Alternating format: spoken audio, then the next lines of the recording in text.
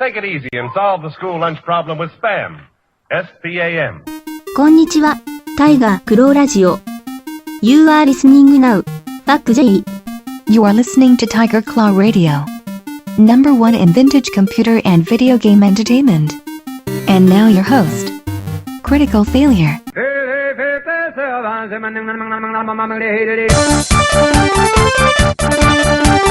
Yes, friends. Oh yeah. Alright, it's time for Tiger Claw Radio again, guys. And this past week was E3. E3 came and went, and if you watch any gaming content on YouTube, I'm sure it's been all over your subscription feed, and you haven't been able to get away from it. Well, I paid a little tiny bit of attention to E3 this year, which is more than I think I ever have before. Got a few comments, nothing you probably haven't heard already at this point, but we'll mull it over and see what's going on. Also, we're going to be playing, let's see, Chiptunes Equals Win is collecting submissions for Chiptunes Equals Win Volume 7. So, in honor of the up-and-coming Chiptunes Equals Win Volume 7, we're going to be playing tracks off of Volume 6. Also, this week, we're going to go over a major update to the Steam chat client, as well as an E3 roundup. I'm finally going to Windows 10 on my main computer, and the top 10 affordable North American Sega Saturn games that I'm going to go after. All of that and more on this chock full episode of TCR. Thanks for joining us.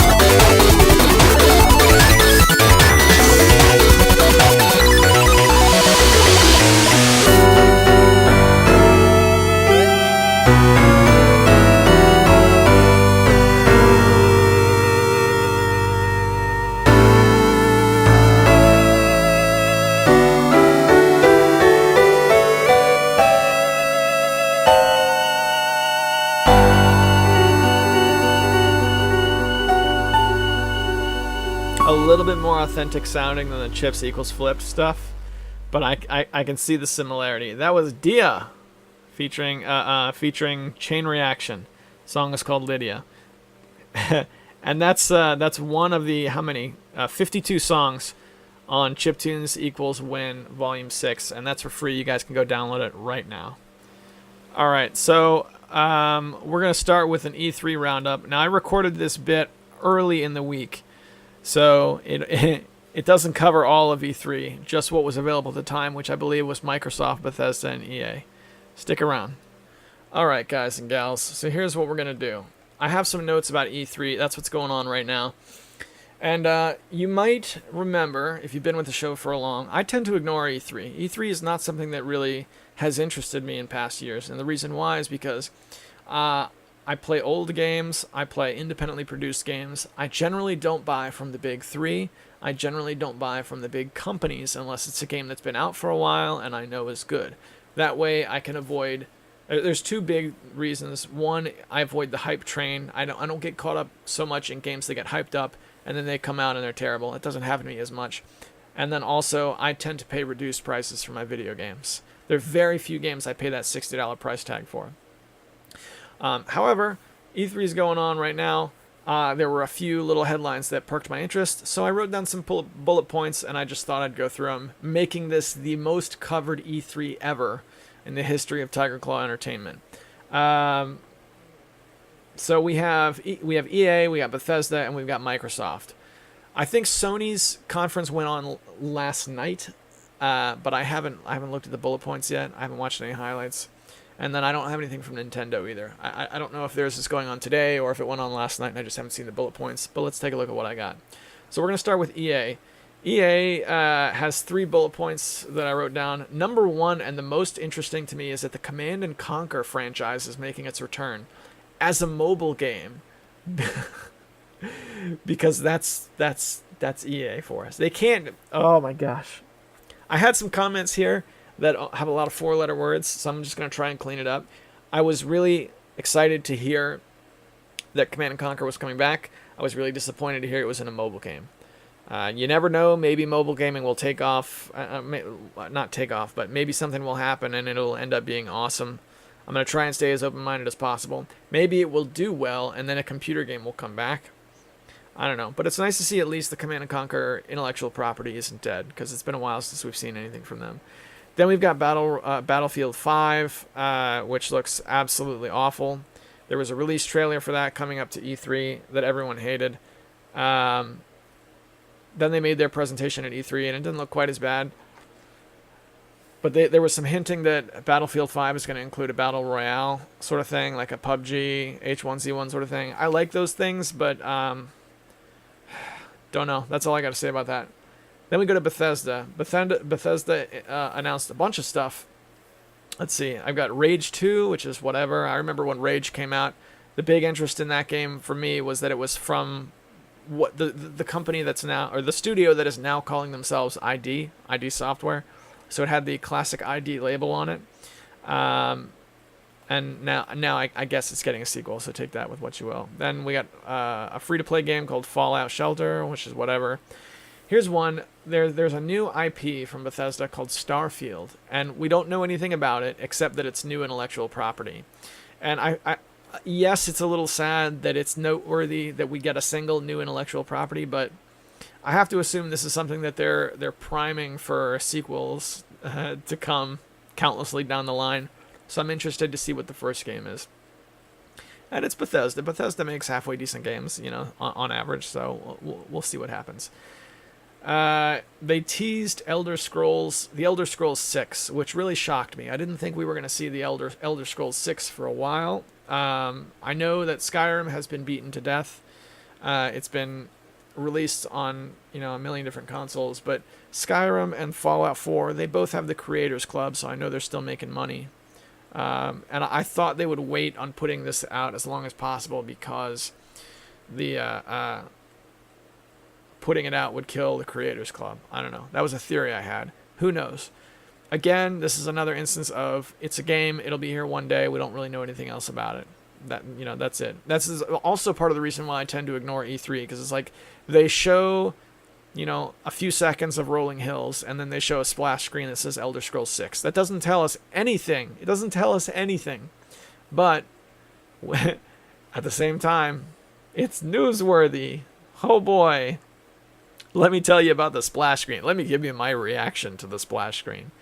Yeah, what are you going to do? All right. Wolfenstein Youngblood plays BJ Blazkowicz's daughters, which I got to say, sounds okay. I like the concept that BJ Blazkowicz has daughters, because that means he made it out of his previous adventures and survived long enough to father a family. Which is, it's like one of those things when you have an old television show, and they do certain things to make sure that it will last in syndication. I know this is a terrible parallel, but Who's the Boss? You guys remember that show, Who's the Boss? Hey, Tony Danza. And they made sure at the end that they got together, and it had a happy ending, so that they could syndicate it. It's that sort of thing. The 2016, is that when it came out? The 2016 Doom is getting a sequel, which is awesome, because even though I didn't play that game much, what I did play was amazing. I just kind of put it away until I get a better video card. Fallout 76. Here we go. Another thing we don't really know much about.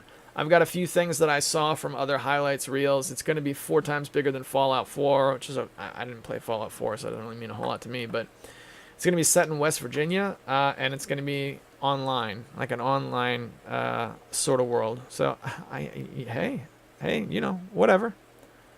Hey, man, I'll show me the games, right? That's awesome. I guess that's cool. Then we got a Microsoft. Microsoft is interesting to me because I had warmed up to the idea of getting a hold of an Xbox One recently. I didn't have immediate plans to buy one, but I'd really been pondering the idea. So when their E3 presentation rolled around, I took note, and here are the bullet points. Halo Infinite. Again, we don't know anything about it except that the Halo franchise is back, or at least I don't. Kingdom Hearts 3 is going to be on the Xbox. Forza Horizon 4, which is a game I'm sure no one who listens to this podcast cares about. But again, the Forza games were supposed to be awesome, and I never got to try them, so that's something. Shadow of the Tomb Raider, which is, I guess, I don't know. I loved those old Tomb Raider games, the original 6. I loved those games so much. It's hard for me to take to the new Tomb Raider games, but that's going to be out there. We've got Metro Exodus, because another Metro game, I guess. Gears Tactics, because Gears of War Tactics, which I am a little jaded about. It is sort of formulaic, but I like the idea of making more of these like XCOM kind of games. So Gears Tactics is one that does have my attention. If I end up with an Xbox One and that comes out and it's not super expensive, or if it comes out and it's really good, I would consider it. Then we have this is what I really find hilarious. We've got Gears 5, because it's not Gears of War anymore. Now it's just Gears. And then Devil May Cry 5 is on Xbox. I played some of the old Devil May Cry games, but I wouldn't call myself a fan of the series by a long shot. When I sat down with the first Devil May Cry, I kept getting lost. I thought the environments were cool. I thought the cinematics were a little cheesy, but still fun.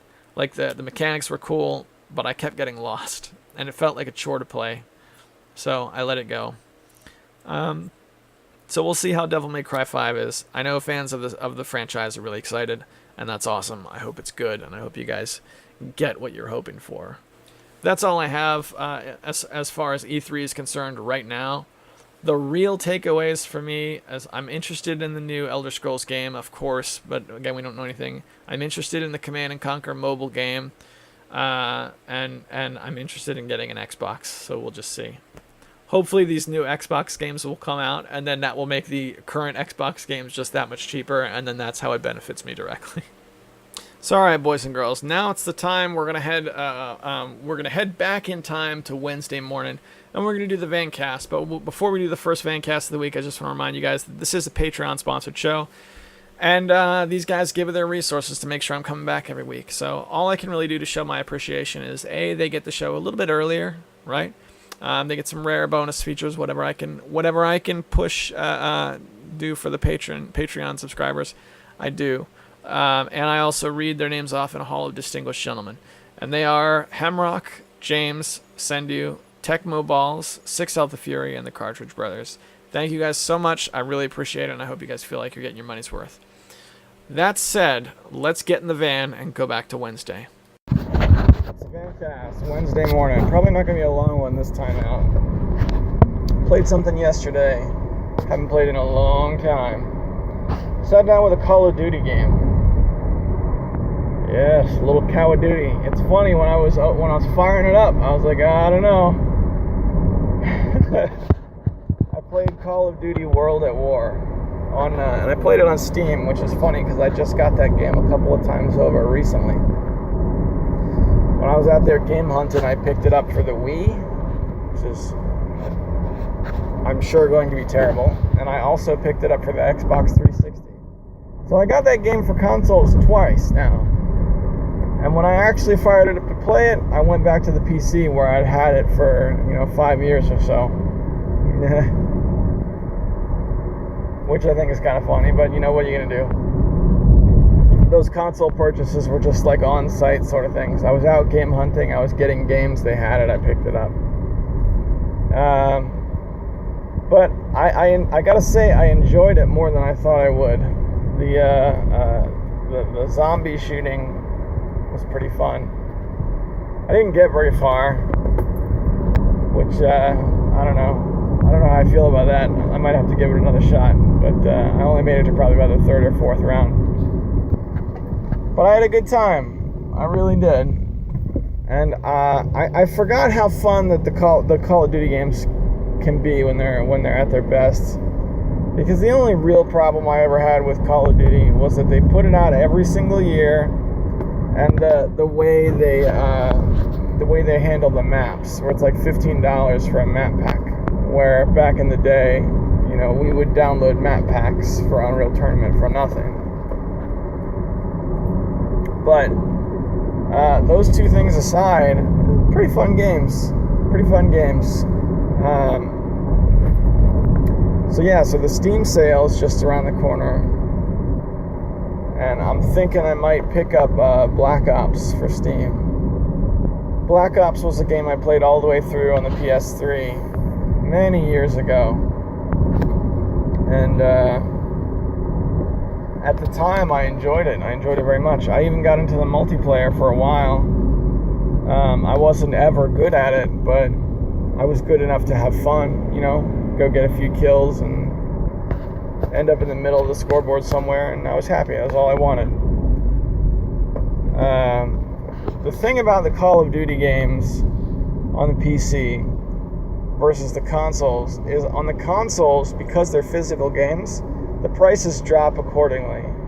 And I've said this a bunch of times now, there's a crash with these mid-range Call of Duty games. Hang on. They're not that expensive. The reason I bought World of War twice was because it was only a couple of dollars each time.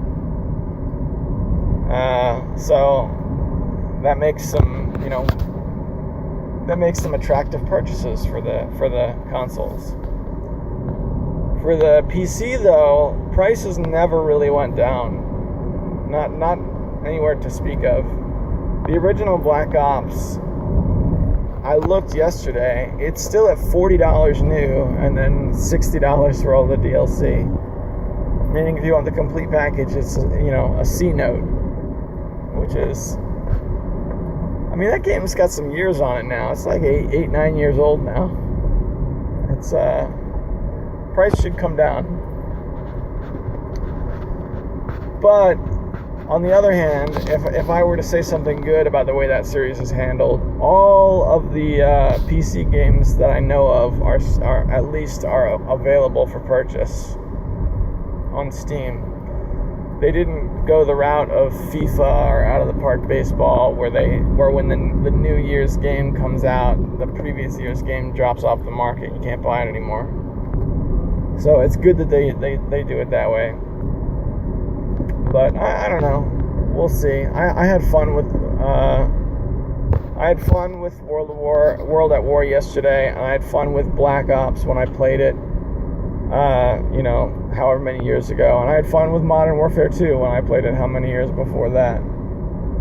So I took a look at the current game, World War II, and I don't know.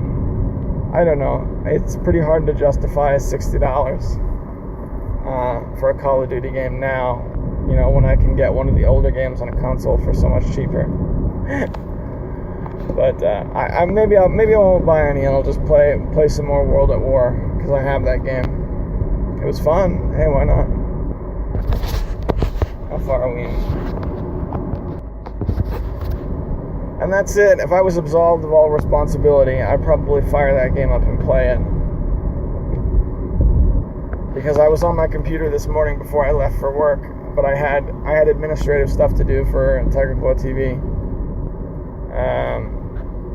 I had to make sure this past Wednesday I put up a video game music special. It's just a little side project extra thing that I made a while back and never really released. I spent the morning getting that posted, and at the end of it I'd run out of time and I had to get ready for work, and just as I was getting ready to turn the computer off, I saw that Call of Duty World at War icon still on my desktop from when I installed it on Steam, and I was like, man, I could have played this all morning and that'd have been great.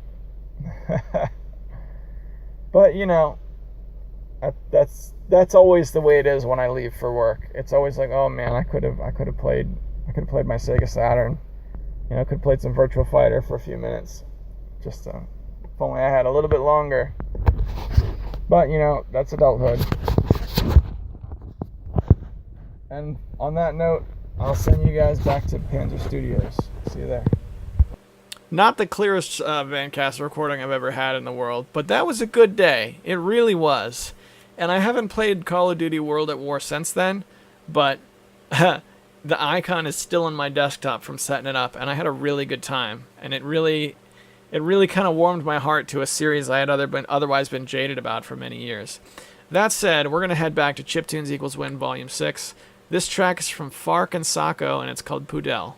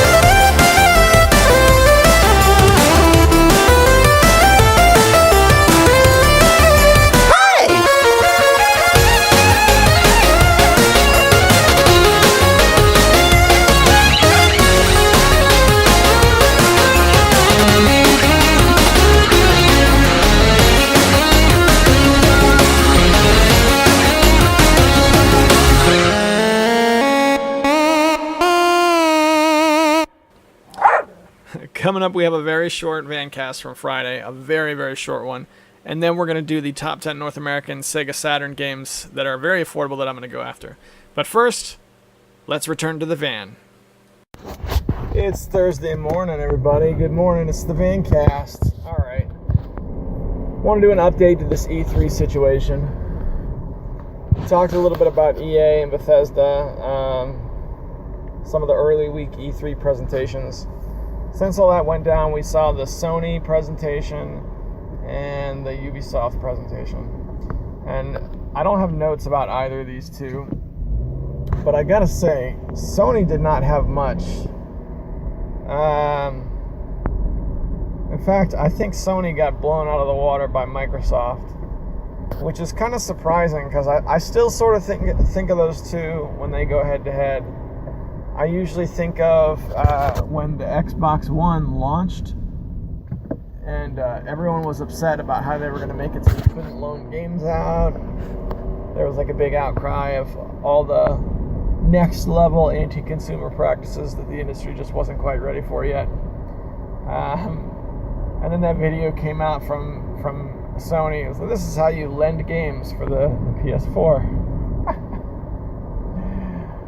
That's usually what I think of when I think of Microsoft versus Sony right now, but that wasn't the case. Microsoft was the one that brought the trailers for games we might see in a couple of years.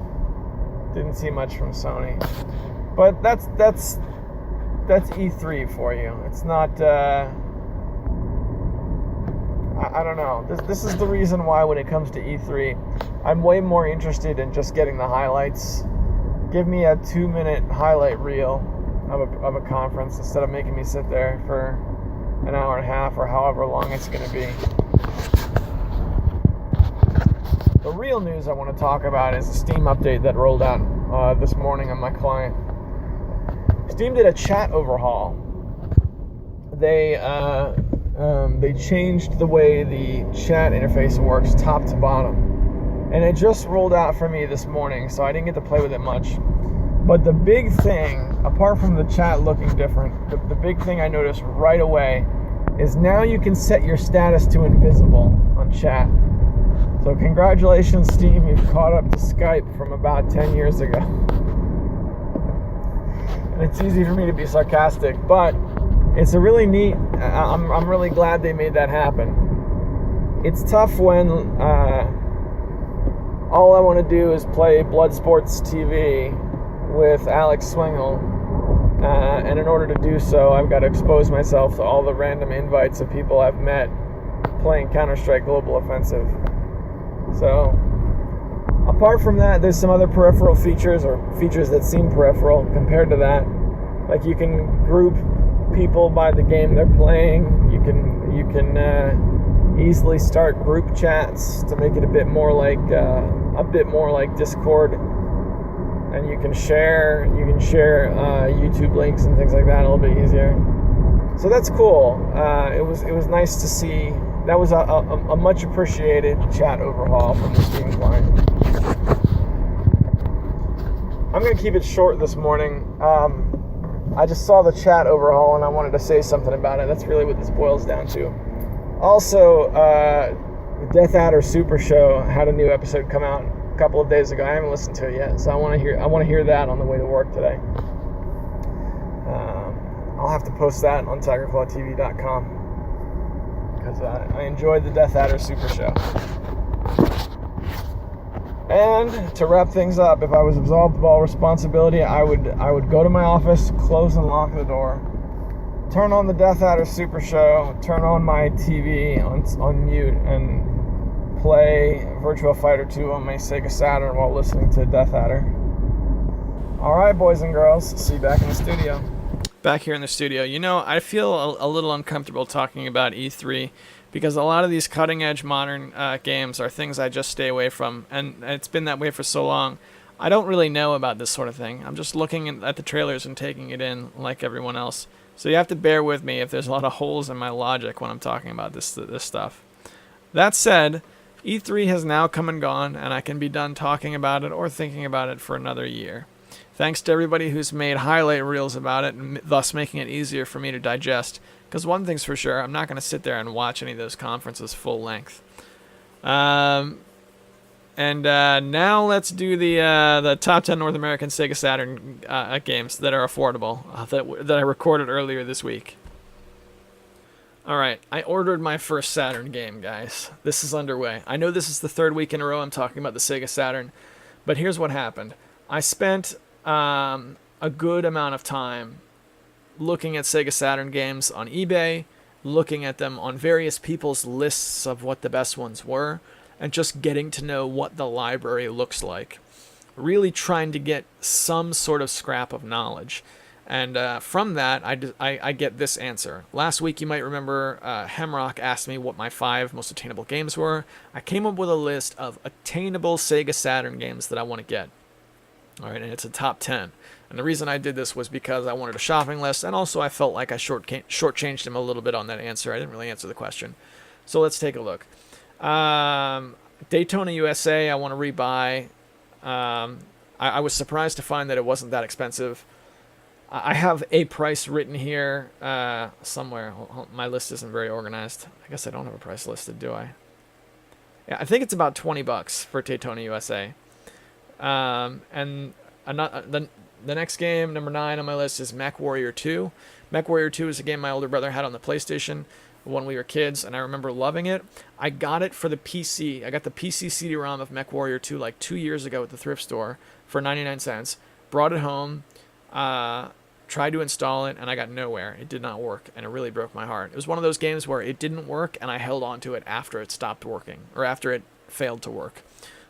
So I wanted to find a way to play this game. So I looked it up for the PS1. It's about $10 for the PS1, and it's about 15 to 20 for the Sega Saturn. So I thought, I'll pony up, I'll get that Saturn version.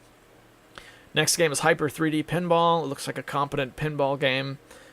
For my current Sega Saturn setup, it's perfect. I only have one controller. I can't really play anything 2 players. I like old pinball games. I was a huge fan of Epic Pinball as a kid.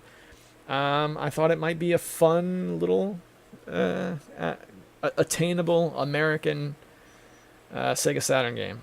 From that, we move on to number 7, and I feel like this list is out of order, but number 7 is Tomb Raider. Now, Tomb Raider is, you guys know, it's one of my all-time favorite games. If I were to draw a list of my top 5 all-time favorite games for all time, Tomb Raider would be on that list. It wouldn't be number 1, and I don't think it would be number 2 or 3. One is Quake, and 2 and 3 are Wizardry 5 and River City Ransom. Maybe it would be number 4. Tomb Raider, it's $25. That's what it costs for the Sega Saturn. And you know how eBay is. It seesaws around the $25 range. So if I stalked it, I could probably get it a little cheaper, but not much. And that's attainable. $25 for one of your all-time favorites. That's. I mean, it's not free. It's not a bargain. That's an attainable game. So Tomb Raider is on my list. The reason why it's at the 7th place is because I've got it on the PS1 already. I've got it on Steam already. I've got it on GOG already. I have an Australian special edition of the original trilogy already. This is the last known version. I even had it in big box until like about a year ago. I sold it off. So I want to get this one, but it's down on my list a little bit. Number 6 is Soviet Strike. Soviet Strike I have on the PS1, but this is one of those ones, and I talked about this the last couple weeks. I ordered it through the mail along with Daytona USA, and then my Saturn broke before I got here. So because of that, once I got it on the PS1, playing it again was like a religious experience for me. It was like, yes! It's very attainable. I think it's like $15, 15 to $20, but Soviet Strike, that's on my list. Then we get to the top 5. So listen up, Hemrock, because this is the top 5 attainable Sega Saturn games that I'm going to go after first. Number 5, Battle Arena Toshinden Remix. Alright, so I know the Battle Arena Toshinden games are, they didn't survive, they live in this era of video games. They didn't make it to PS2 as far as I know. So I remember a couple of things. I remember playing one of these Battle Arena Toshinden games with my friend, and it having like a push button special move, as opposed to like having to do a button combination. So when I was a kid, that made it easier for me to do, to play. So that, and there was also one particular guy who, if you would ring out against him, his win phrase I thought was really funny when we were kids, and it's in Japanese, so you can't understand what he's saying, but it used to make us giggle as kids, and I can't remember exactly what he said. It's like Kokori Naki meat or something that didn't make sense, but we were kids and we were dumb, so we thought it was funny. So I'm pretty sure that's Battle Arena Toshinden Remix, and that's also attainable. Let's see. I've got $20 here in my notes. That must have been what I found before when I was looking around. Now we get to the top. And to number 4 is F1 Challenge. F1 Challenge for the Sega Saturn is very inexpensive, and I like the classic racing games. So I think that would be a good single-player experience for me, a good starting game. Speaking of classic racing games, we have the Need for Speed, the original Need for Speed on the Sega Saturn, which is about the same price, and I want for the same reason. Number 2 is Command and Conquer. Command and Conquer is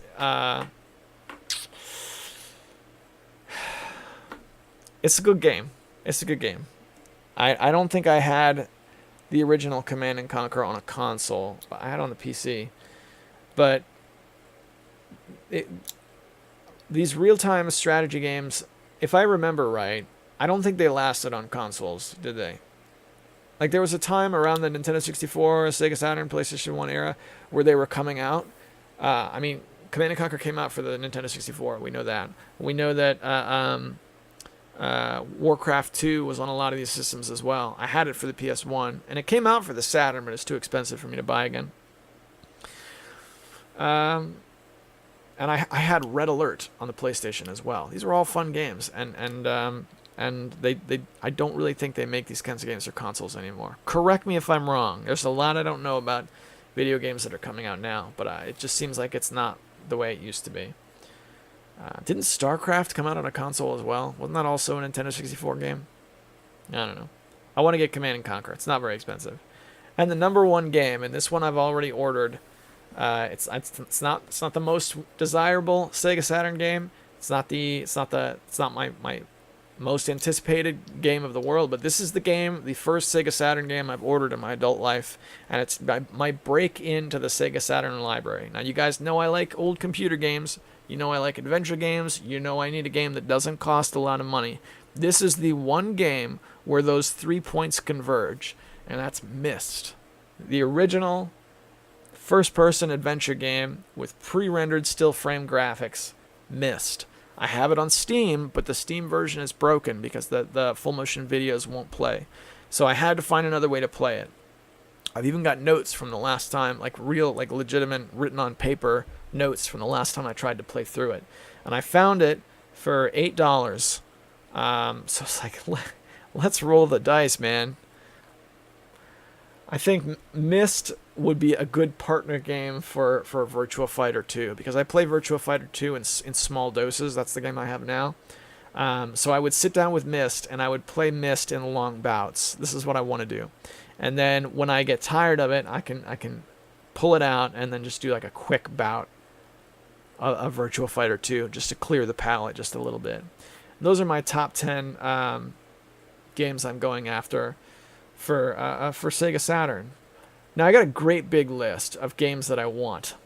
Just random games I saw looking through Sega Saturn games, and I wrote them down, and one day I might get them. There were a few things that shocked me. Like, I kind of forgot that the PS1 and the Sega Saturn went head-to-head, so there were some games that came out on both.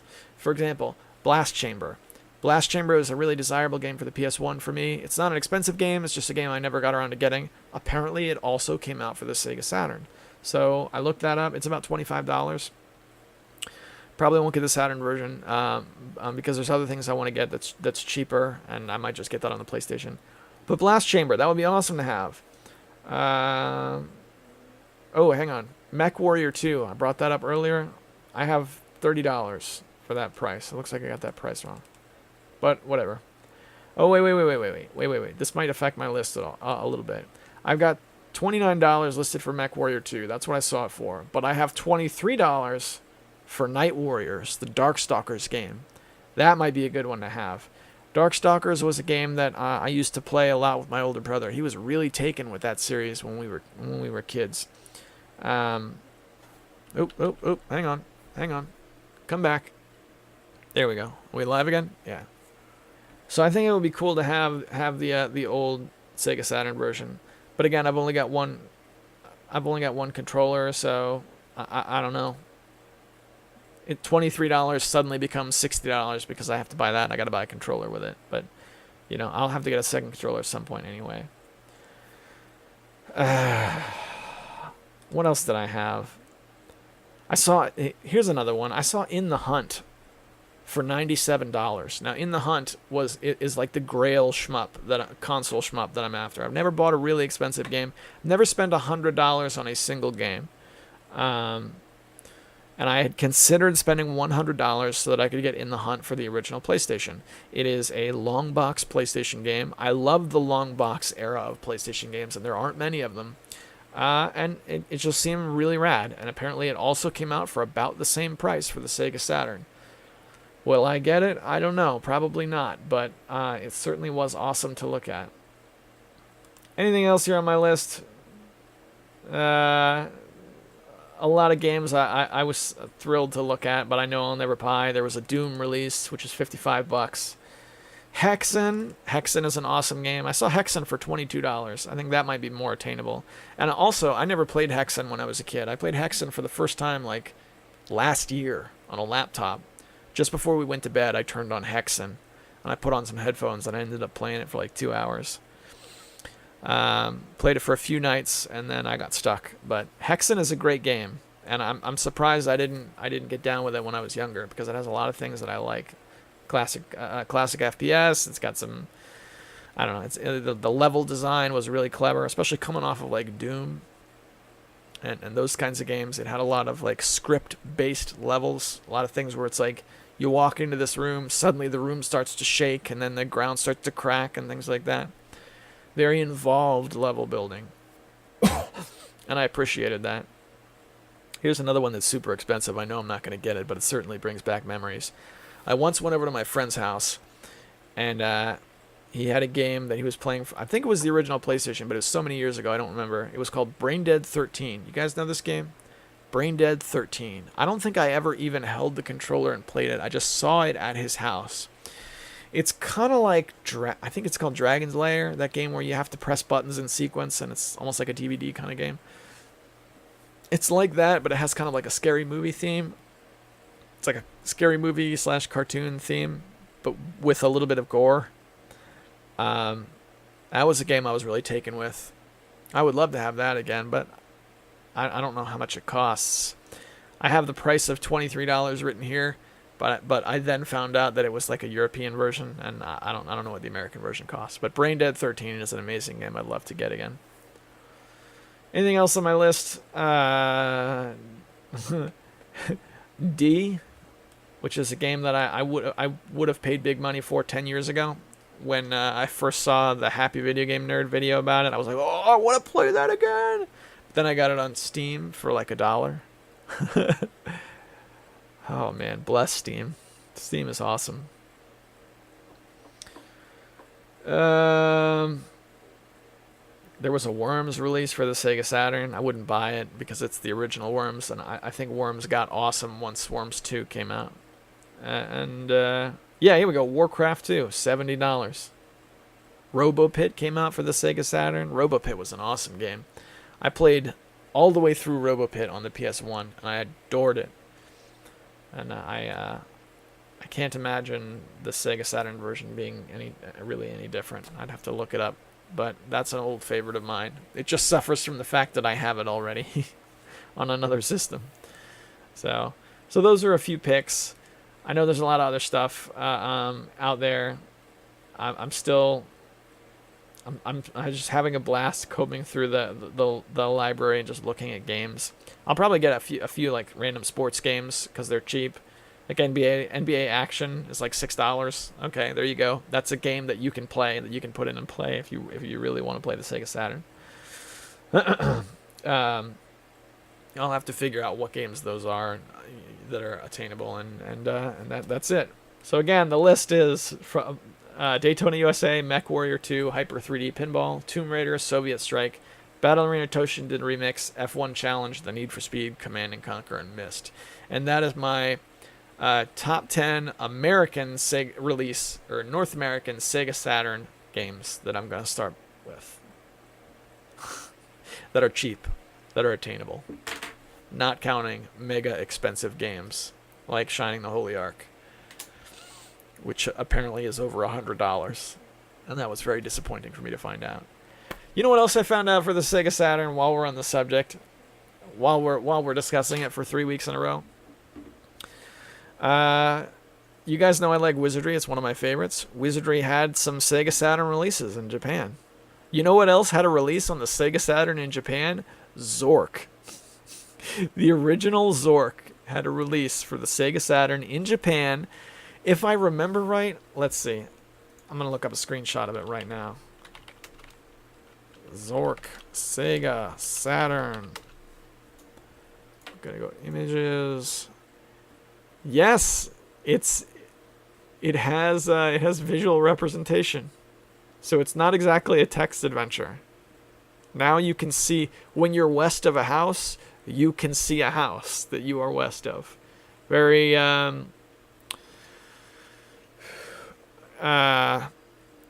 would I say this? Not something that breaks the mold, technically speaking, but there's no other release of Zork that I know of that's like that. So I think that's hella cool, personally.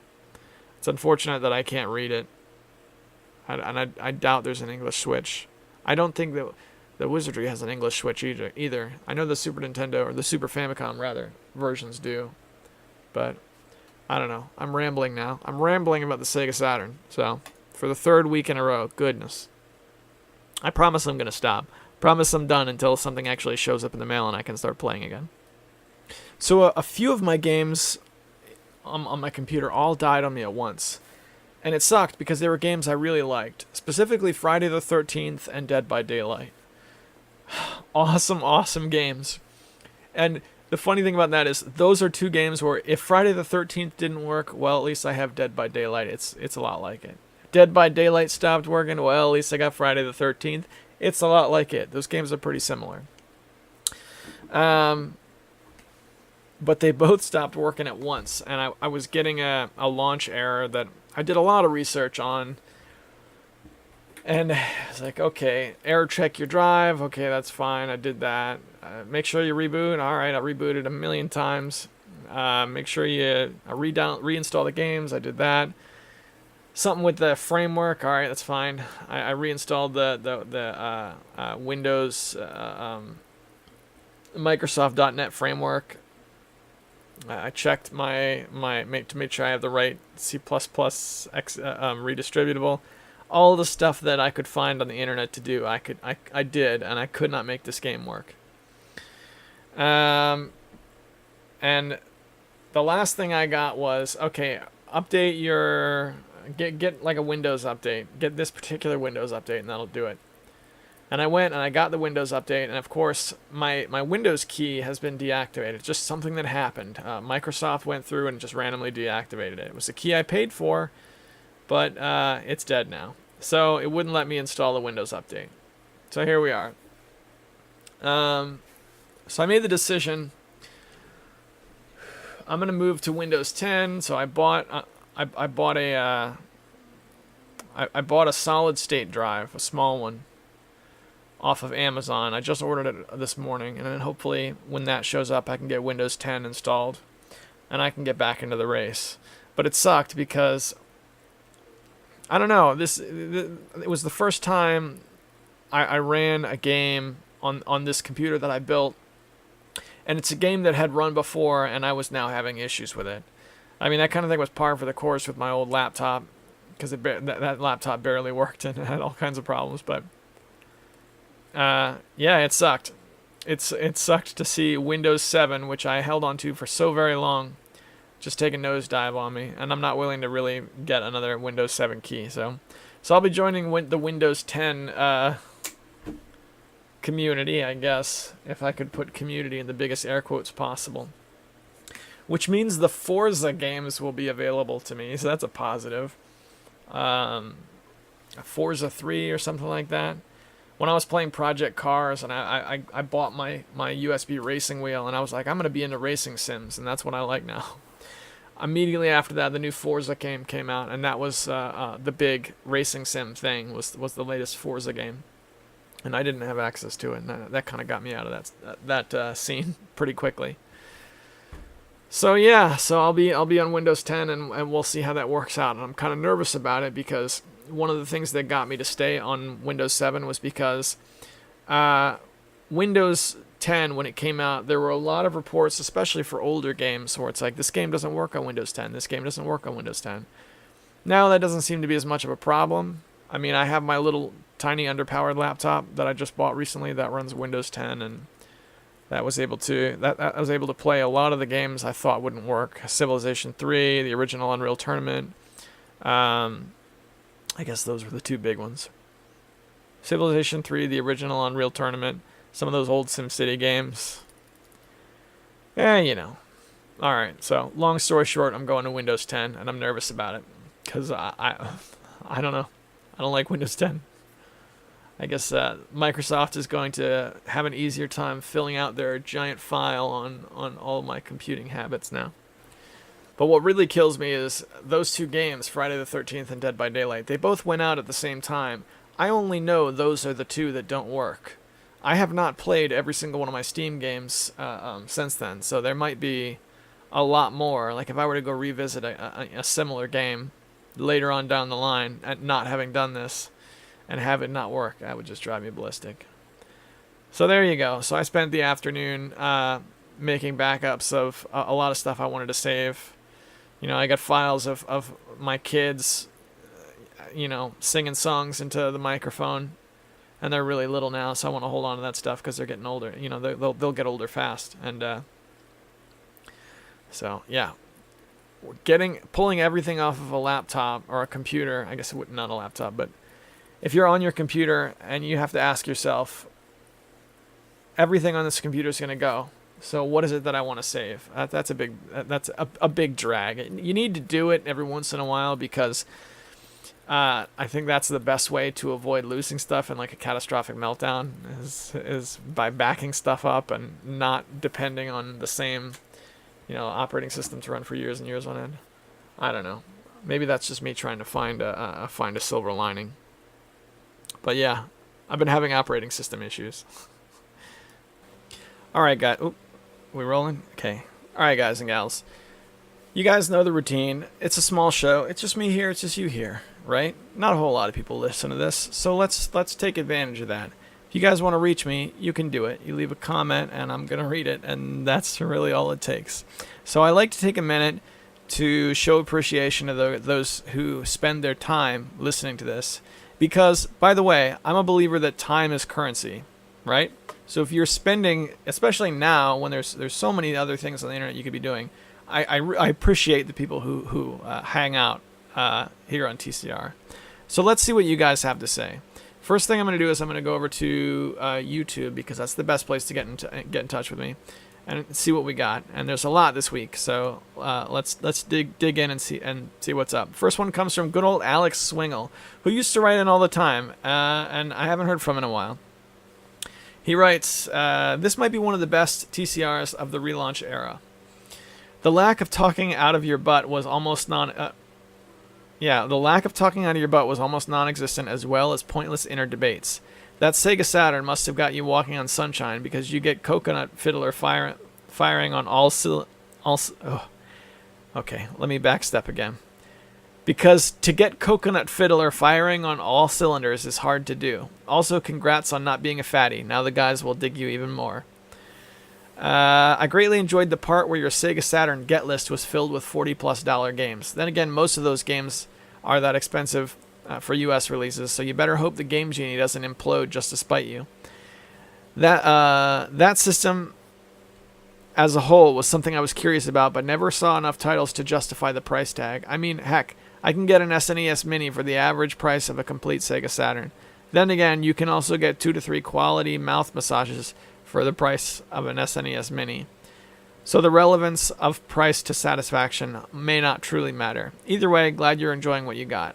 Something you might get a kick out of, and I wanted your take on this. I've been destroying and deleting all my pirated copies of games, music, and movies. The reasoning why is I'm already drowning in an abundance, and I feel like at this point I should get the legal means of the object in question if I really wanted it. Like, why download a torrent of the entire RoboCop TV series when I already have over 20 box sets I haven't watched? What I got already should be good enough, and if I badly desire it, I should pay to keep it. The same applies with games where I have 120-ish games for the PS3 and Wii, and I've touched about 20 of them and completed none. What I'm getting at is maybe my inner hoarder has been sated. It's a strange feeling. I need my security blanket. Maybe watch some Hamataro to calm my nerves. Have a good one. Peace out. Alex, you never disappoint with your emails and your comments. So you got 3 paragraphs. I'm going to take them separately. Let's start at the top one. Yeah, the whole not talking out of my butt thing. I was worried about that because when I read that, I had already recorded the E3 bit, and I know a lot of that E3 content is probably going to come across that way. So what are you going to do?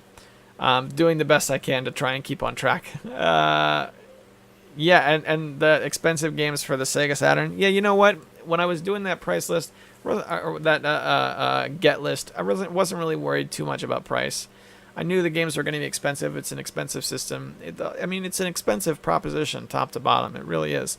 Even the one game that I've ordered thus far, Myst, which I know is not desirable to a lot of people, I ordered that for $8. I got that on Steam for $1. So even though that's like a cheap Sega, like a dirt cheap Sega Saturn game, it's still, like, percentage-wise, it's a pricey proposition. In my opinion, anyway. At least that's how I look at it. As far as the SNES Mini is concerned, I have a really sour opinion of those Nintendo Mini types of things. Like, I know it's expensive, but I think it's artificially expensive. I think Nintendo, like, purposefully didn't manufacture enough of them to make it that way. And because of that, and because it's just old Super Nintendo ROMs, I never really, it didn't spark my interest. I've got 2 authentic authentic Super Nintendos. That's all the Super Nintendo I need. But the point you're making is not lost on me. About you talked about that in reference to the price of the Sega Saturn, and it is expensive. But also remember, the Sega Saturn, I think, one of the things that makes it expensive is that there's no solid Sega Saturn emulation. So all those games are they're harder to get a hold of. It's not impossible, right? You can get a fancy rig and make it so that it plays backups and then just get the ISOs and print CDRs. So it's not impossible to pirate Sega Saturn stuff, but it's harder. And I've never done it, by the way. I've never pursued any sort of Sega Saturn piracy. So that makes it just that little bit more elusive. And finally, you talked about your piracy and not really having that in your life. My opinion is kudos to you. That's what I should be doing, is getting that out of my life, because I was pretty poor at one point in my life, like pretty poor. I never slept on the street, but I did come really close, like really close. So when you're poor, I think some of those poor tendencies tend to stick with you even when you're not poor anymore. So the hoarder in me and the person who was at one time poor sometimes has a hard time paying for things if I can get around it. But now I got kids and I'm setting an example, and I kind of agree with you. Like, I don't see the need to really pirate things anymore. If chiptune artists are legitimately and authentically giving away their music for free, why go pirate some album? You know what I mean? And so I've kind of been doing that with my music lately. I haven't been downloading any like illegal music, partly because I'm into vinyl. Vinyl has helped me keep my nose clean in that department. So yeah, good for you. I'm not one of these guys who's going to come at you just because you're trying to keep it on the straight and narrow. I appreciate that. And I think that's it. I think we did the comments. So thanks for that. It was good to hear from you, man. And I'm glad you enjoyed the last show. I'm doing the best I can to keep the quality up. And I'll tell you something else. The comments that you used to write in, even though like a lot of the time you were critical, I used that to try and get better. Even though I wasn't, maybe you could argue whether it worked or not. I always like took the criticism. I tried to take it the best way it could be taken. Like if you had something authentic to like a real complaint, it was like, hey, this is dumb, or you know what you're talking about when you're talking about this. Like I always tried to like use those to work on it. So I don't know. Take that with what you will. Thanks for writing in, man. Let's see what else we got. Desm 101. My boy Desm, for whom I'm greatly indebted, writes, great tunes lately, brother. 27 minutes and 20 seconds in. Oh, Master System. Now, there's a system I never owned, but my cousins had one, and it was pretty awesome. Yes, it is. 35 minutes in, he writes, yep, Elevator Action Returns is another one of those Sega Saturn gems that that's import only and is ridiculously expensive at about $150.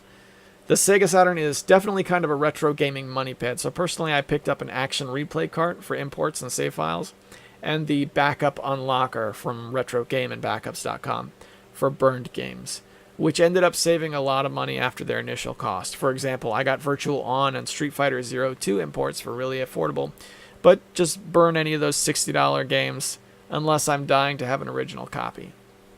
And 1 hour and 6 minutes in, I got Donpachi legit, and it's got issues, but I personally still enjoy it, and I use the heck out of my Sega Saturn stick. It's not microswitch quality, but it gets by without spending a ton on a high-end Japan model. Oh man, what a great comment. Let's talk about the Saturn a little bit.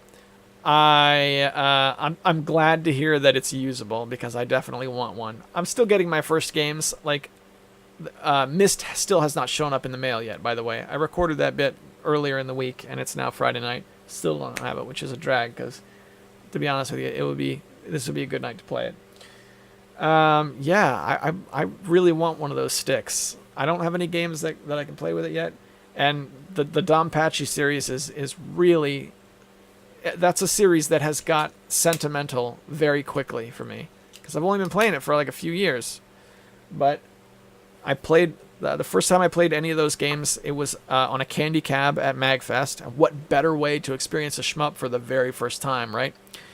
And that was really, I was there with my friend, and I was experiencing modern top-down shooters at their very best for the first time. At their very best. I'm not saying the Donpachi is the best top-down shmup, but that is top-down shmups at their best.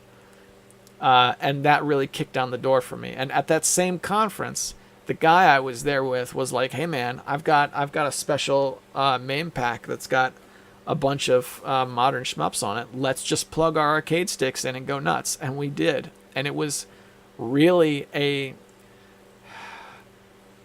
I kind of don't want to say life-changing experience because I feel like that's overly dramatic, but it definitely opened my eyes to something brand new that years later I'm still interested in. So yeah. So Donpachi, despite its flaws, is part of that series, which is part of the reason I'm interested in it. So there's a little bit of sentimentality there, a little bit of sentiment on top of it just being, the game that it is. Yeah, and apart from that, I've also done, I did a lot of searching, looking at Sega Saturn games since then, and I've realized that it is hella expensive. As a matter of fact, your figure here, $150, I would say, based on what I saw, now I know markets fluctuate, and I also know when you're looking at eBay, you got to be careful because it's like the price you see here or there might not be the price it actually is. I would say $150 is probably low for Elevator Action for the Sega Saturn, because I was commonly seeing it at like 200 plus. But it reaches a point where it's like 150, 200, 500, might as well be $1,000 because it's, I can't buy it at that price. It's prohibitively expensive at that point. So yeah, it does them, man. I'm glad you've been digging the tunes. So hopefully we'll keep that up. I'll probably do Chiptunes Equals Win Volume 6 for another week after this. And then hopefully I can use that time to find some new stuff while we wait for Chiptunes Equals Win 7 to come out. Yeah, so awesome to hear from you. Let's go to Death Adder. Death Adder is another champion of the comment section who really used to help keep this segment alive. So it's always good to hear from him. And by the way, the good old Death Adder Super Show, I've been thoroughly enjoying lately, which and I still got to go back and leave him a comment from the last one.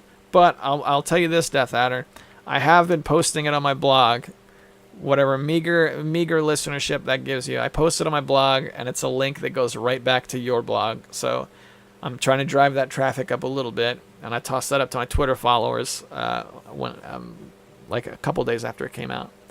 So I know people listened to that Death Adder Super Show because I sure did. Anyway, let's read your comment. He writes, hey, CF, I was listening to your podcast while weighing ounces of chicken breasts. Not the weirdest thing I've done while listening to a Tiger Claw radio. Probably since I, too, have been on a diet. I do chicken and broccoli for 4 days, then frozen pizza and beer for 3 days. It's not going well. Congrats on your progress, though. I was interested to hear your story about playing Street Fighter with your 8-year-old son, since I just uploaded one of my Stinker podcasts talking about playing Street Fighter with my dad as a kid. I would have been around 8 myself, I believe. The dirty old man always chose Chun-Li, something I didn't understand until years later.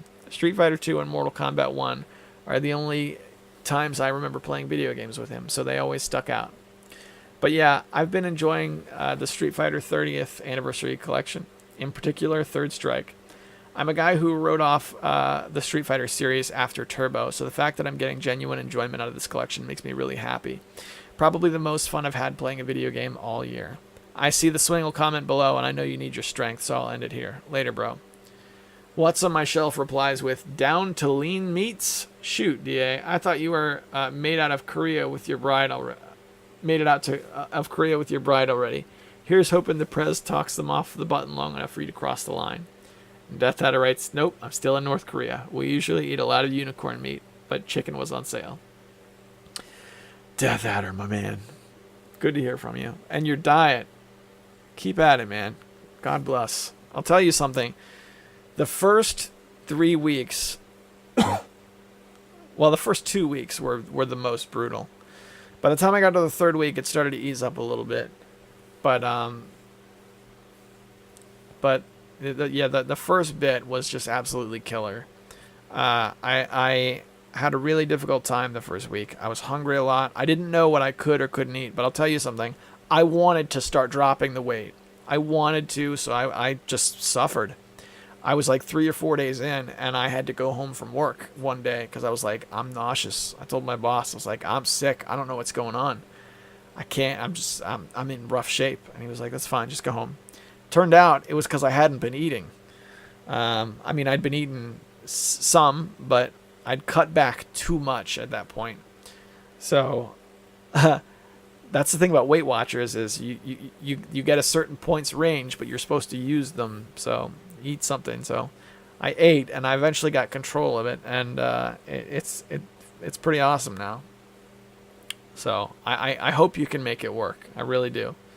And every time you want something to eat and can't, I want you to know that I feel each and every one of those feels. I really do.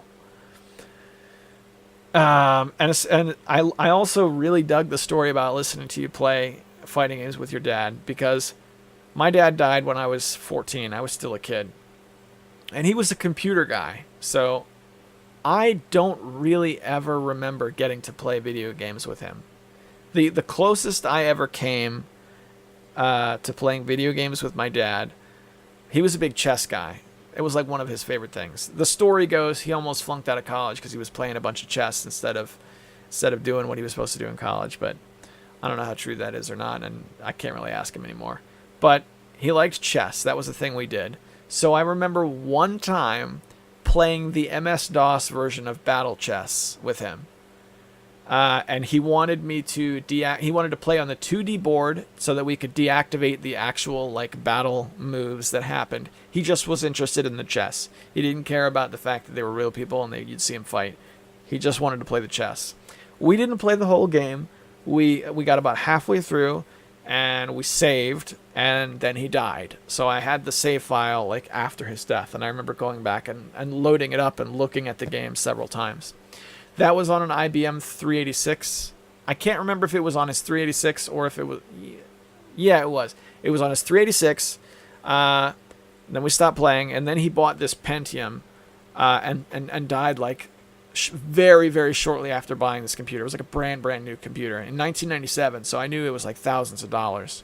I mean, I don't know how much he paid for it, but given what a computer cost at that time, and he was trying to set up a home business, I'm sure it was a bucket of money. I'm sure it was a ton of money. So that's the only time I ever remember really playing video games with my dad. I remember playing that.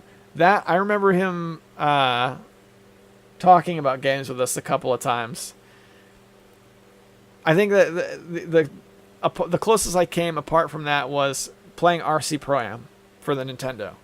Now, RC Pro-Am had some sound effects that stuck out. My parents never liked the sound of a Nintendo game. When you play Nintendo games and you think, wow, this game has really good music, my parents were like, no, it's a Nintendo game. It has sound, and it's bad. I remember having that conversation with my dad about the Goonies 2. I was like, Dad, isn't this music good? I was like 5 years old. And he was like, no, I think it sounds terrible. I wish I could remember exactly what he said. But it was like, I think it sounds stupid, manufactured garbage or something. While we were playing RC Pro-Am, and my dad, who, by the way, my dad amongst his friends was a clown. He was the clown guy. He made people laugh. So we were playing RC Pro-Am, and I got to push the mic away a little bit for this one. And he walks in the room and goes, boo, boo, boo, boo, boo, like on the top of his lungs. And that stuck. I hope I didn't wake anybody up doing that, but that stuck forever. Forever. And now, whenever we play RC Pro-Am, boo, boo, boo, boo, boo, I still do that when I'm alone playing RC Pro-Am. I do that at least once. Oh man, it was so loud and so out of left field. I don't know. That was one of those things, one of those dad stories, I guess. Awesome, Death Adder. Good to hear from you, man. Light Studios says, what Saturn games do you have? There's some Saturn items I wouldn't mind donating, but I want to check if you already own them first. Well, I'll tell you what, man. I've got Virtua Fighter 2, and that's what I have out. I've got a couple of boxes down in the basement. I don't know exactly what's in them, but I'm pretty sure I still have Nights into Dreams. Because when I gave up on the last copy, the last Saturn I had that fell apart, I sold off all my stuff, except for Nights into Dreams, and the reason is because Jerry, when he gave it to me, was specifically like, do not sell this. I'm not giving it to you to sell. And I regret selling all that stuff off because now I have a Sega Saturn. I can tell you exactly what I had. I had Virtual On Cyber Troopers. I had another copy of Virtua Fighter 2, which is, so it's great that was the game that came with it. And I had Daytona USA.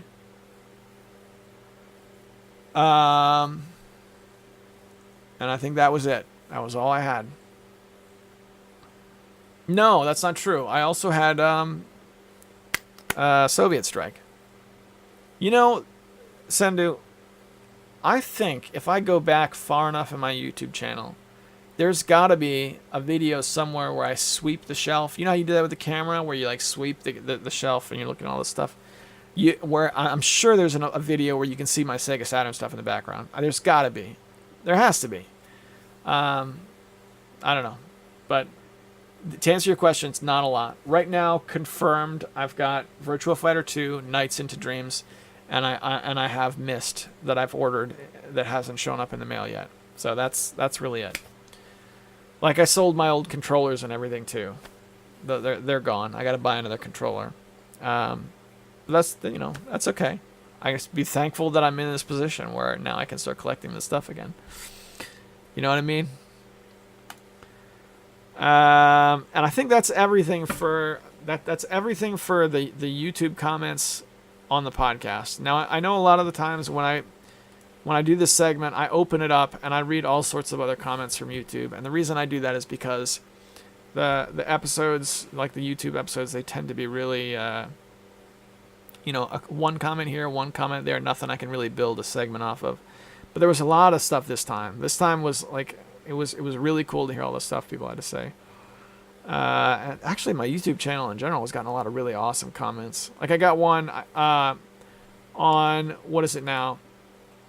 One of the Talkin' Nintendo episodes from several weeks back. Desert Commander. Jerry, terrifying, right? I don't think I've ever heard of this. I'll have to check it out on the EverDrive. And I'll tell you something. That was cool because I haven't heard from him in forever. You know, he's got a little baby daughter, so I know it's really hard to make time to watch videos and stuff and play. Especially when you're trying to play games yourself and do your own content. So that was cool to hear. Desert Commander's a good game. I remember it being a cool game. I haven't played it in ages, and I didn't play it much back in the day. I think I might like it more now that I'm older and I have more patience for that kind of thing. So I'm going to play it too, and we'll compare notes, Jerry, in a perfect world. Anything else awesome? My apologies to Sendu. Sendu's left a lot of really awesome comments on some backlog videos. I see you, brother. Thanks for all your comments. This one I do want to read. I don't know which episode of TCR this is, but it's from a couple weeks ago. He writes, "You seriously want an Xbox? A friend of work gave me one in exchange for a month of carpooling. I can't stand the overly complex home screen menus compared to PS4. Ever in Ohio, and I'll give it to you. Comes with 2 controllers and 4 games you may probably never play." I'll tell you what, Sendu. I was so excited to get that comment. I looked up the distance from my city to your city, from my house to your city, and it's about 7.5 hours to drive there. And MapQuest, because I still use MapQuest instead of Google, calculates it at about $40 one way in gas. So I could drive to your place, we could have lunch, and then I could drive back home and spend $80 in gas for a $200 system. And I gotta say, if I could get my wife to sign off on it, I'm seriously considering it. But yeah, I don't know what it is. It's not something I can explain, and I'm really carefully planning this out. But I've been considering buying an Xbox. I went Sony with the last generation, and I've been thinking about it lately. But I want to make sure it's not just that it's because I've had fun playing Halo 2 the past couple weeks. Because I think that very well could be it. I'm just thinking about it because I got really nostalgic for Halo. You remember I was like a couple weeks in a row where I brought up Halo?